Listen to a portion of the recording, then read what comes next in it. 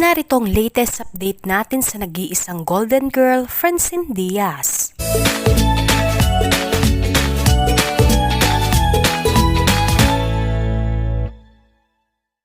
Nag-enjoy si Francine Diaz sa kanyang bakasyon sa Thailand kasama ang kanyang pamilya at ngayon ay nakauwi na sila sa Pilipinas diretso sa birthday celebration ng isa sa kanyang team na si Net Rastia. Spotted na nakikipagbiritan pa si Francine Diaz. Narito ang naging ganap ni Francine pag-uwi ng Pilipinas.